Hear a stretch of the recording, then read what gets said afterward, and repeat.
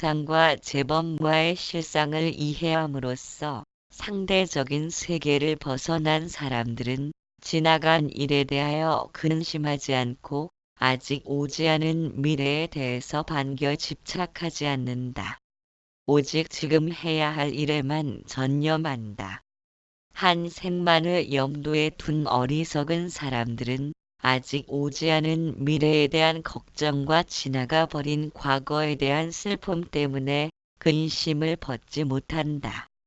그것은 마치 잘린 갈대가 햇볕에 말라 버리는 것과 같아서 어리석음의 불로 스스로를 태우는 것이다.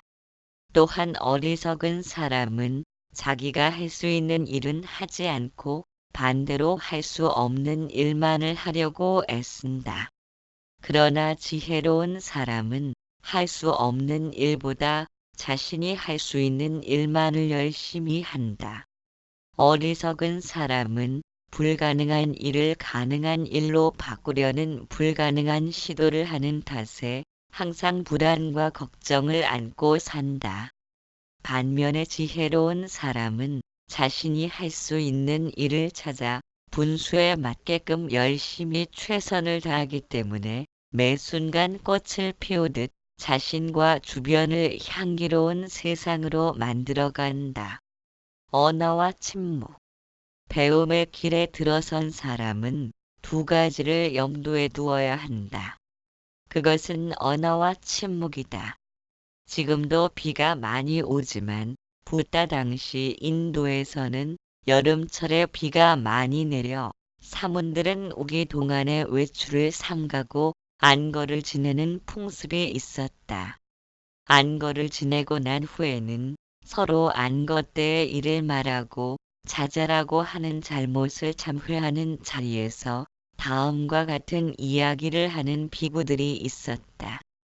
그들은 안거 때 서로 말을 하지 말자고 약속하고는 마을에서 탁발을 하고 돌아오면 입을 다문 채 자신의 할 일만을 하면서 안거를 보냈다고 하였다. 이 이야기를 들은 붓다는 제자들에게 말씀하였다. 이 비고들은 마치 짐승 같은 생활을 하고서도 안거를 훌륭히 마쳤다고 생각하고 있다.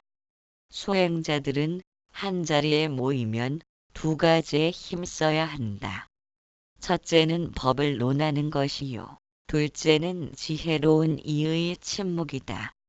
말할 때는 말하고 침묵할 때는 침묵할 줄 알아야 마음의 평온을 얻고 때를 놓치지 않는다. 그리고 또한 목동이 소를 아무리 많이 세어도 자기의 소는 한 마리도 없으니 적거나 많거나 외우고 익혀 법대로 살아가는 것이 가장 훌륭한 수행자의 태도이다. 천 권의 책을 읽어도 뜻을 알지 못하면 무슨 이득이 있겠는가. 백만의 적군을 혼자 물리칠 수 있어도 자기 하나 참아 이기는 것만 못하다 하시며 진리의 실천적 행동을 강조하셨다. 진리를 받아들일 준비가 된 사람에게 침묵을 지키면 사람을 잃고 진리를 받아들일 준비가 안 된 사람에게 진리를 설하면 말을 잃는다는 말이 있다. 언어와 침묵을 때맞춰 사용할 줄 아는 것이 지혜로운 자의 처신일 것이다. 그런데 불교가 중국으로 넘어오면서 도교의 영향을 받아 공안과 화두가 번창하면서 불교를 이해하는 것이 언어 문자와는 거리가 먼 것처럼 느껴지던 때도 있었다. 그러나 만일 말을 함으로 해서 불법을 등지는 것이고 입국 다물어 성불을 한다면 그래서 이루어진 깨달음이라면 고통과 번뇌로 인하여 지옥고를 헤매는 앞 사람을 바라보면서 자신만이 혼자 누리는 평화와 안식이라면 그러한 성불은 부처 불자를 쓴 것이 아니라 아니 부자를 써서 성불이 아니다 하는 성부인가 한다. 모든 종교는 인간이 바르게 살도록 이끌어주고 올바른 생각과 행동을 하게끔 인도하는 것이다. 우리는 많은 지식과 경험을 지니고 간직한 채 그러한 것들을 토대로 하여 삶을 이끌어 나가고 있다. 분명 올바르게 사는 것이 훌륭한 삶이고 정직하고 진실되게 사는 것이 가치 있는 삶이라고 알고 있지만 몸은 쉽사리 따라주질 않는다. 그렇게 살다가는 남에게 짓밟히기 십상이고 또 남들보다 많은 손해를 감수해야 한다. 올바르게 사는 길을 가로막는 장애는 바로 나와 남이라는 분별 때문이다. 남들보다 더 잘 살아야겠고 남들보다 더 앞서야겠는데 하는 등의 나와 남이라는 생각은 어쩌면 올바른 삶으로 이끌지 못하는 가장 근원적인 부분이다. 그러나 조금만 깊이 생각해 본다면 나와 남을 구분 짓는 것이 얼마나 어리석은 일인가는 금방 헤아릴 수 있다. 예를 들어 어린아이한테 장난감을 주었다가 뒤로 감추면 아이는 놀라서 어쩔 줄 모른다. 그러나 어른들 앞에서 장난감을 감추면 어른들은 전혀 놀라는 기색이 없다. 장난감이 가봐야 결국은 방 안에 있을 것이고 어디 멀리 갈 수 없다는 사실을 알기에 화를 내거나 슬퍼하지도 않는다. 달이 반밖에 보이지 않는다고 반쪽이 사라진 것은 아니다. 어떤 제자가 스님께 깨달음이 무엇이냐고 물었다. 스님은 주먹을 폈다가 다시 쥐었다. 그것은 손가락은 5개지만 주먹을 쥐면 하나가 된다는 가르침이다. 주먹을 쥔다고 손가락이 사라진 것은 아니다. 손가락만 쳐다보니 주먹을 보지 못할 뿐이다. 우리는 많은 부분을 언어에 의지하여 살아간다.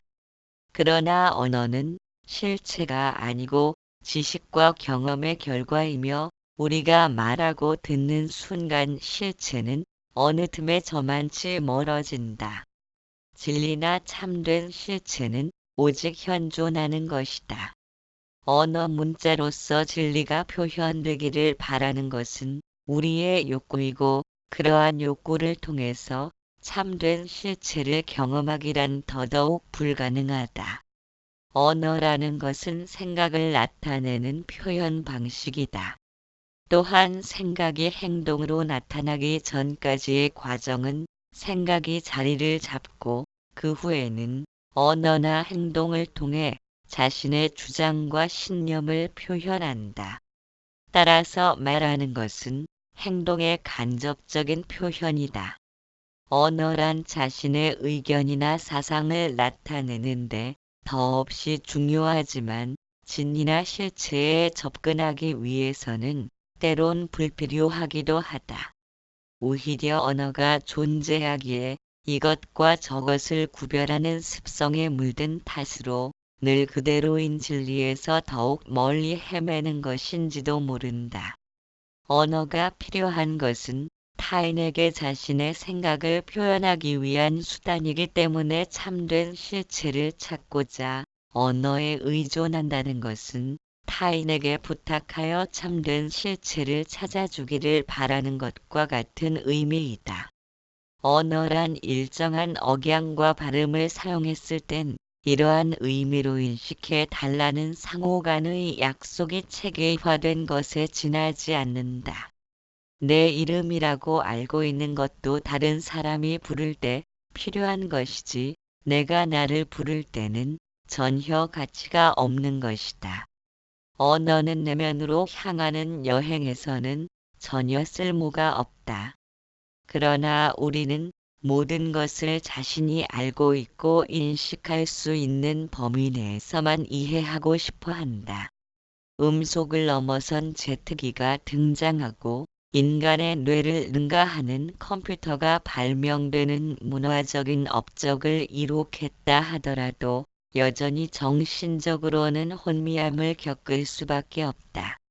논리적으로라면 의학, 과학, 기술의 눈부신 발전을 거듭해온 인간이기에 당연히 자신들이 겪는 정신적인 불안과 갈등을 넘어서야 한다. 그러나 오히려 몇천 년 전이나 다름없는 퇴보를 하는 원인은 어디에 있는 것인가? 인간이 이런 모순을 해결하지 못하는 것은 언어에 집착하고 논리에 얽매여 자신의 기억과 경험에만 의존하기 때문일 것이다. 따라서 자신을 이해하고 내면을 살피면서 마음의 허망한 속성을 밝히려면 아르마리로 이루어진 지식이나 언어의 논리적인 설명은 이미 관역을 벗어난 것이다. 왜냐하면 우리가 전혀 이해하지 못하고 생소한 것을 이미 알고 있고 경험한 적이 있는 것들의 결과로서 알아내고자 뒤적거리는 것은 여우가 날기 위해 솔개의 날갯짓을 하는 것과 같을 것이다. 내면으로의 여행이 달을 가리키는 손가락에 집착한다면 달은 그 자리에 없다. 손가락이 가리키는 의도를 눈치챌 만큼의 기민한 주의력과 이해력은 자신의 의도를 끊임없이 지켜보는 지속적인 주의력에 의해서만이 가능하다. 진리를 이해한다는 것은 전혀 알려지지 않은 미지의 것을 이해한다는 것이다. 미지의 것이란 우리가 이미 알고 있는 것들을 통해서는 결코 알아낼 수 없다. 우리가 알고 있는 것들을 하나씩 치워버려야만 드러날 수 있다. 그것은 지식, 경험, 과거, 신념, 결론, 확신 등으로부터 자유롭고 그런 자유를 바탕으로 목표를 설정하거나 배움의 끝을 추구하는 일 없이 내딛는 한 걸음 한 걸음이 바로 목표가 되었을 때 비로소 마음이 물록 쉬는 경지에 다다른 것이다. 어느 선사가 제자에게 물었다. 내가 어항에다 새를 키웠는데 새가 너무 커서 꺼내야겠다. 그런데 어항 입구가 좁아서 꺼낼 수가 없구나. 그렇다고 어항을 깰 수도 없고 새를 토막 내서 꺼낼 수도 없고 너라면 어떻게 하겠느냐? 제자가 대답했다. 어항에 들어갈 때는 새가 작아서 들여보냈지만 이제는 새가 컸으므로 입구로는 나올 수가 없습니다. 새를 어항에서 꺼낼 방법은 없습니다. 방법 없음이 정답입니다. 선사는 물러갔고 제자도 물러갔다. 새는 이제 자유롭다. 자신을 괴롭히던 사람들이 물러감으로써 예전처럼 숨 쉬고 맥박으로 고동친다. 어항과 새는 한 묶음이다. 어항이 새고 새가 어항이다. 새는 어항 속에서 비로소 자유롭다. 우리가 정답을 찾아 헤매지만 않는다면 마음은 이제 훌륭한 벗이지 결코 무찔러 없앨 적이 아니다. 들숨과 날숨으로 호흡을 구분하지만 실제로는 둘이 아니다. 들이쉬는 숨이 깊어질수록 들숨 안에 숨어있던 날숨이 드러나고 내쉬는 숨이 깊어질수록 날숨에 숨어있던 들숨이 드러나는 것이다. 옳은 것과 그른 것은 동전의 양면처럼 서로를 의지해야 존재할 수 있다. 옳은 것 속에는 그른 것이 함께하기에 옳은 것이 깊어질수록 그른 것이 드러나고 그른 것이 깊어질수록 옳은 것이 드러나게 된다. 선과 악, 행복과 불행, 기쁨과 슬픔 등도 모두 마찬가지이다. 그렇다면 무엇을 기뻐하고 무엇을 슬퍼하겠는가? 옳은 것을 옳은 것으로만 본다거나 그른 것을 그른 것으로만 본다면 주먹과 손가락이 제각각 나누어진 것이 아님을 이해하지 못한 것이다. 전체로서 존재하는 절대관념의 세계를 이해하지 못하고 각기 다른 것이라고 주장하는 언어의 피상적인 구분에 의지하여 산 채로 거듭남의 비밀을 풀고자 한다면 짐작하여 주장하고 헤아려 결론 내리면서 자기 주장만을 확신하려는 삶은 정체되어 있으며 서서히 죽음으로 가기 위한 삶을 살고 있는 것과 다를 바 없을 것이다. 맺는 말. 마음은 언어이다. 1.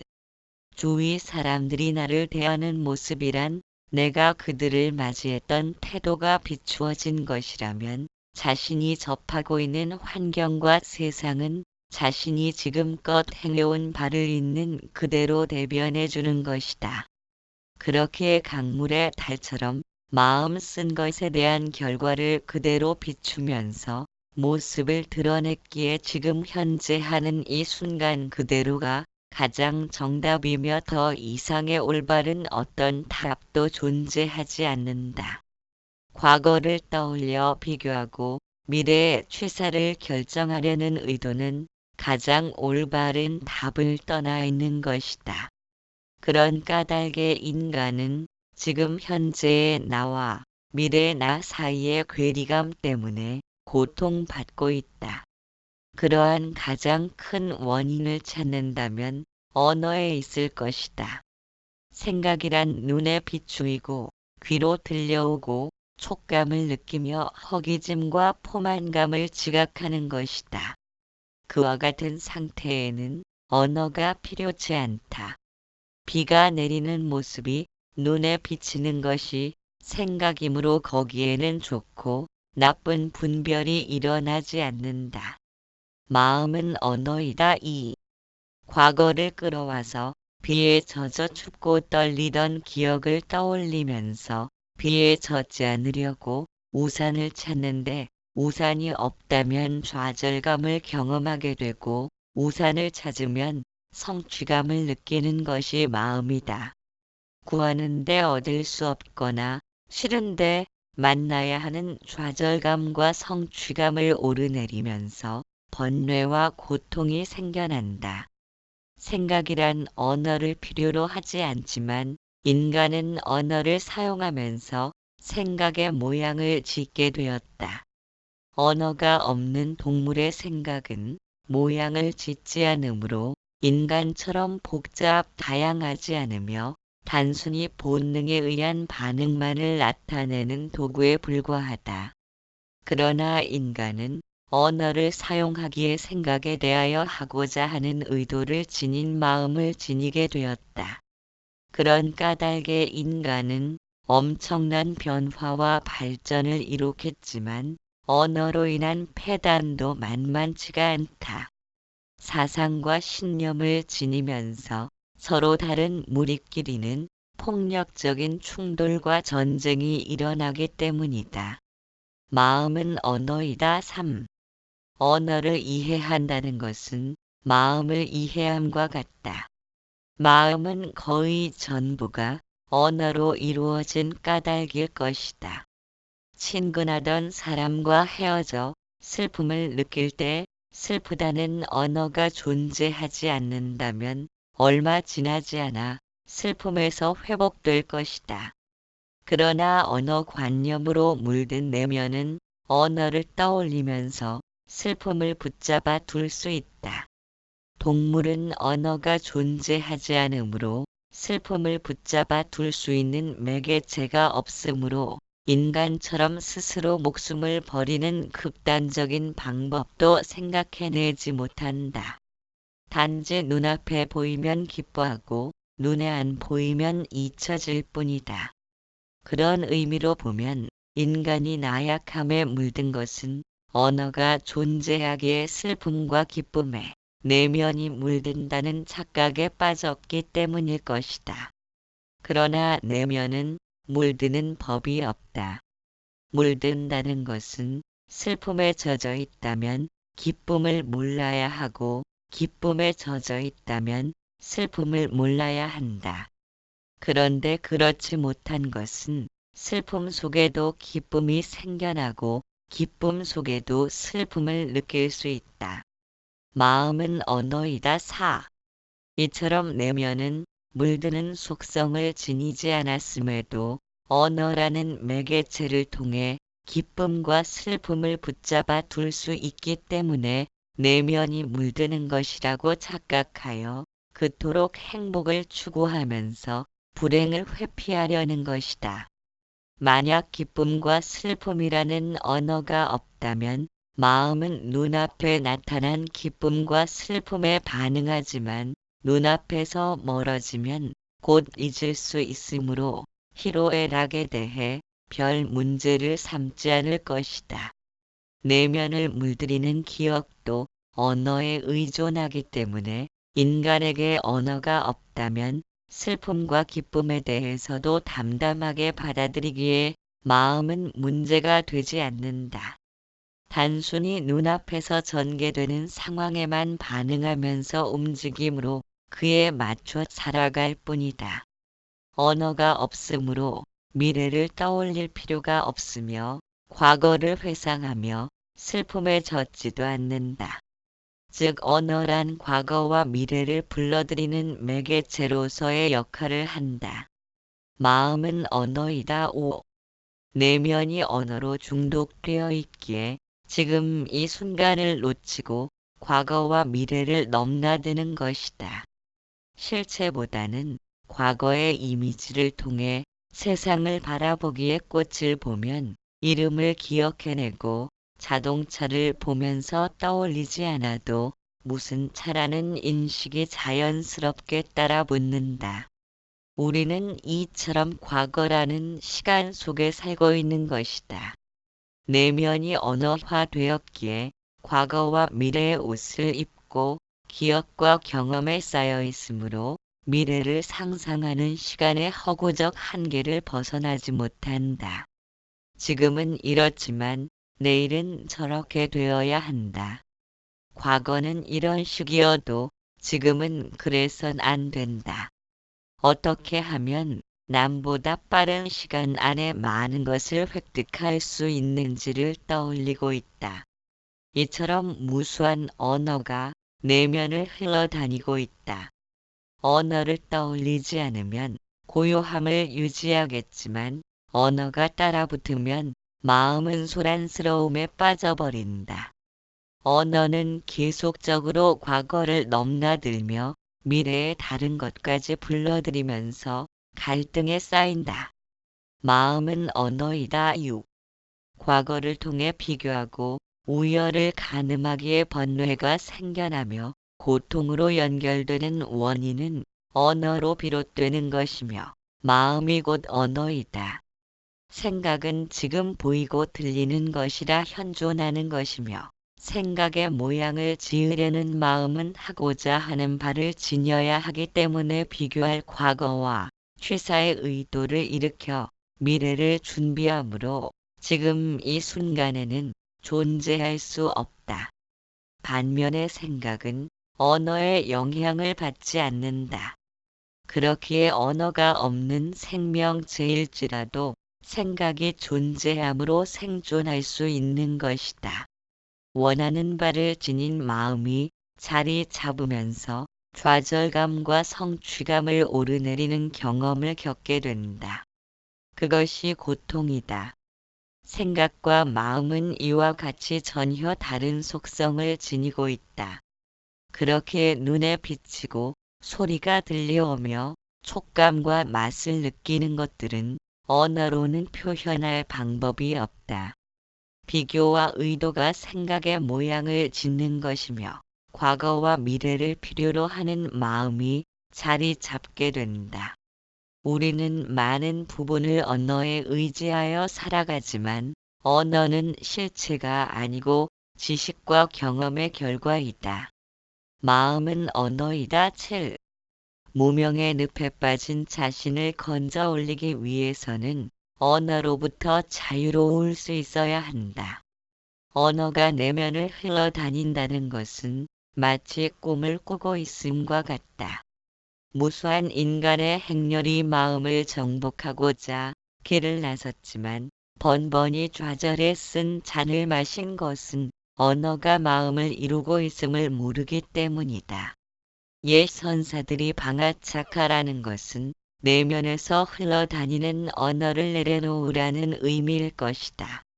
언어는 과거의 결과이기에 마음도 역시 과거의 그림자처럼 존재하는 허망함이기에 붙잡을 것도 없고 떨쳐낼 것도 없다. 꿈이란 있는 것도 아니고 없는 것도 아니듯 마음의 속성도 그와 같다.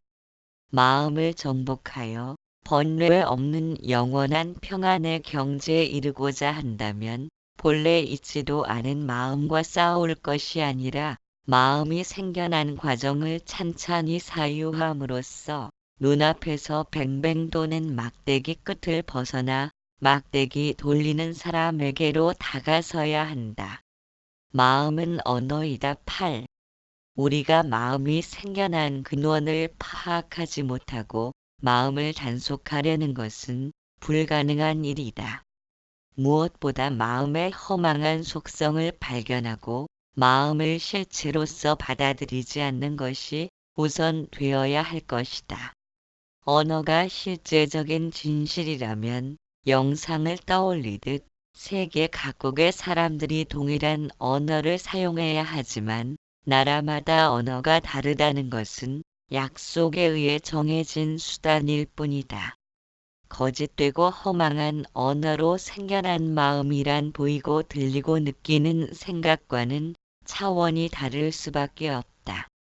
설령 마음이나 언어가 허망하지 않는 실체가 있다 해도 갓난아이 때는 마음이 보이지 않다가 성장하면서 모습을 드러낸다는 것은 오랜 세월 동안 축적되어 쌓여진 것이다.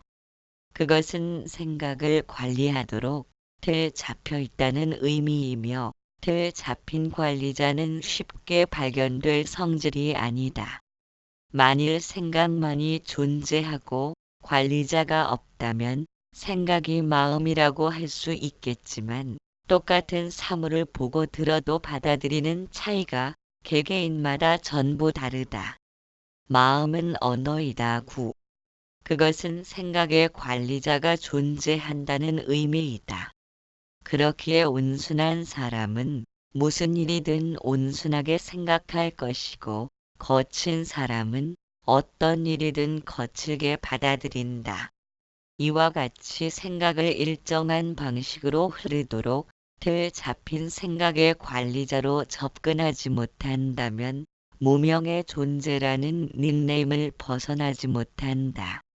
생각의 관리자는 오직 육신의 주변을 맴돌며 생각을 조절하려는 제한된 시야를 지닌 아상 중심으로 틀 잡혀 있다.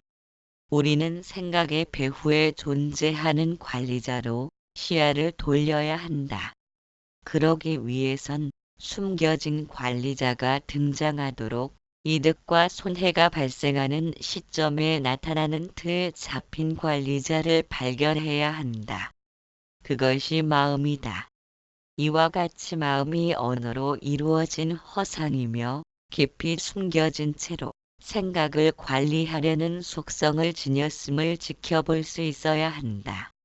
그것은 끈질기게 내면을 주시하는 주의력에 의해서 생각의 관리자를 발견할 수 있다. 마음은 언어이다. 10. 생각의 관리자를 발견했고 그것이 마음인 줄 알았다면 마음의 실체가 존재하는지 살펴야 한다. 생각은 실제로 관리자 자신의 모습인 것이다. 비유하면 거울에 얼굴을 비추었다면 전혀 다른 얼굴이 나타나진 않는다. 거울에 나타난 얼굴이 바로 본인의 얼굴이다. 만일 보고 들은 바가 없다면 관리자는 만들어지지 않는다. 따라서 생각에 의해 관리자가 생겨났기에 보고 들으면서 받아들인 생각이 없다면 관리자 역시도 잠잠해지는 것이다. 이러한 사실을 알았을 때 생각의 관리자가 주시당하고 있는 셈이다. 관리자는 생각을 의지하여 나타난 물건이므로 뿌리 없이 물 위에 떠있는 부평초와 같아 실제하는 바가 없는 언어적 관념일 뿐이다. 이처럼 본래 없는 마음인데도 우리는 그 마음에 의해 평생을 휘둘리며 살아간다. 그래서 미혹된 무명의 존재라고 불리는 것이다. 마음은 언어이다. 11.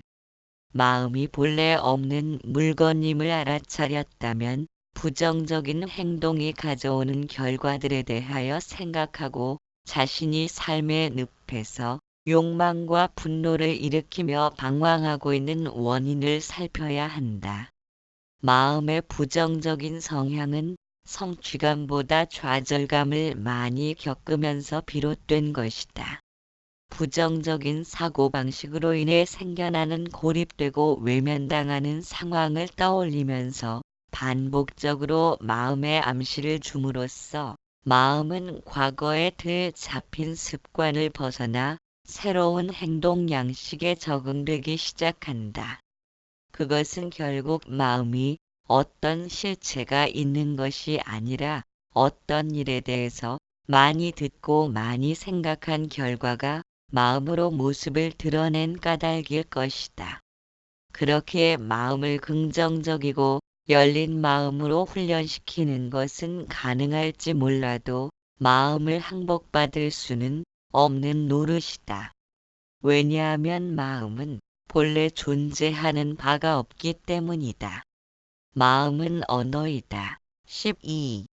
마음과 직접 대항하여 정복하려는 것은 그림자를 베려는 것처럼 무모한 일에 지나지 않는다. 마음과 직접 투쟁하려 들지 말고 눈과 귀를 단속하여 잘못된 습관에서 벗어날 수 있도록 강력한 의지를 지니고 그 방향으로 마음이 기울지 않도록 안 보고 안 듣는 것이 최선책이다. 그리고 될 수 있으면 마음과 투쟁하려는 의지가 일어나더라도 거기에 끌려다니면 마음의 습성에 의해 농락당함을 알아야 한다.